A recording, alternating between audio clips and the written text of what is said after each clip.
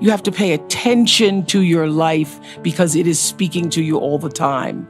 And the bumps in the road and the failures that pointed me in a new direction and led me to a path made clear. That is what I'm wishing for you today, your own path made clear. And I know that there is a lot of anxiety, a lot about what the future holds and how much money you're going to make. But your anxiety does not contribute one iota to your progress, I'm here to tell you. It does the opposite. Look at how many times you worried and you were upset and you didn't think you were going to make it through the block. I got that text a couple months ago. And here you are today. You made it. And I'm here to tell you that you're going to be more than okay. So take a deep breath with me right now and repeat this. Everything is always working out for me. I want to hear it. Everything is always working out for me. That's my mantra. Make it yours. Everything is always working out for me because it is, and it has, and it will continue to be as you forge and discover your own path. Your purpose is to do what you have to do until you can do what you want to do. So here's the truth. For years, I had a job. And through that job, doing a lot of things that I actually didn't want to do, I got demoted and discovered my life's calling. So I was on the air as a reporter. My job ended when I was 28 years old. But I'd been working in radio, got my first job in radio at 16, was hired in television at 19. And it was a job because every day I felt like, I don't know if this is really what I'm supposed to be doing. But my father was like, you better keep that job. So when I was 28, it wasn't working out for me on the news because I was too emotional. I'd go to cover stories and cry because people lost their houses or lost their children. I was told that I was going to be taken off the evening news and put on a talk show. That was a demotion for me at the time that actually worked out for me. So I would like to say that many times there are things that look like failure in your life. And I want to clear up because for years at every graduation, I've said there's no such thing as failure. Well, it is. I've said it's no such thing as failure. It's just life pointing you into a different direction. It does. It indeed does.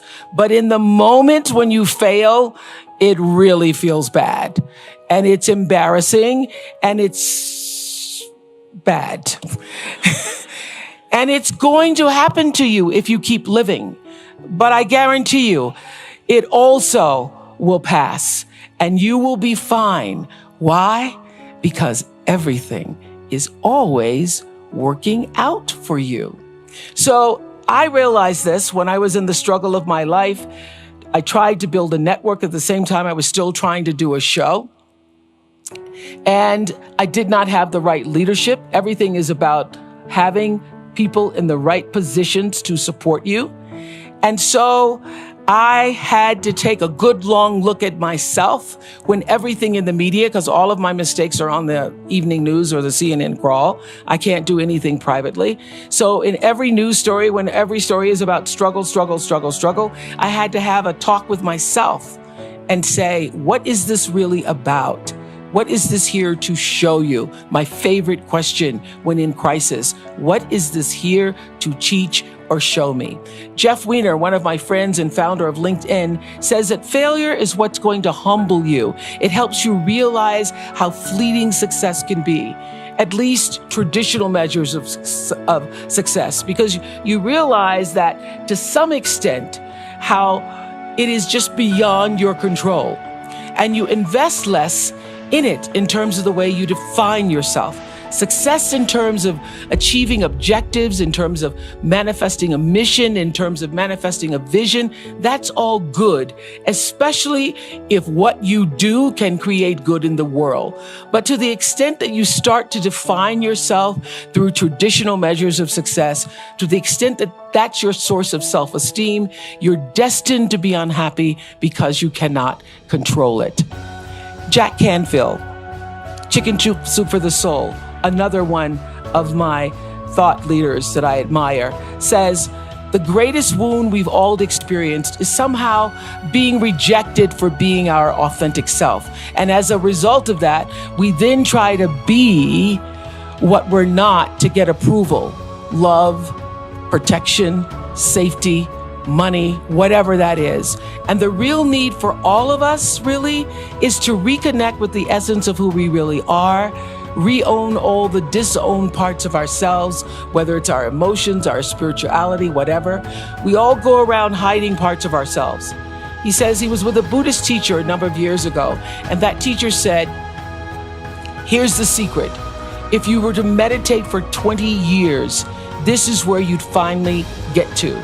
Just be yourself, but be all of you. So I've made a living, not a living, but a real life from being true to myself, using the energy of my personality to actually serve the purpose of my soul. And that purpose, I'm here to tell you, gets revealed to you daily. It is not just one thing. It is the thread that is connecting the dots of everything that you do. So when I first started television at 19, as I said, I was just happy to have a job. But later, through experience, trial, error, some failures, recognized that my true purpose was to be an inspiration and a force for good, to allow people to see the best of themselves through the work and the stories that we were able to tell. And so that becomes my legacy. Your legacy is every life that you touch. And that I repeat everywhere because it's true. It's not one thing, it's everything. And the most important thing is how you touch other people's lives. Every day you're carving out the path, even when it looks like you're not. All your actions are creating equal and opposite reactions, which is the third law of motion in physics.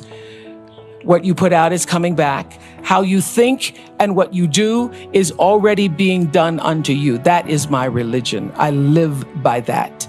You have to act as if it's possible to radically transform the world, and you have to do that all the time.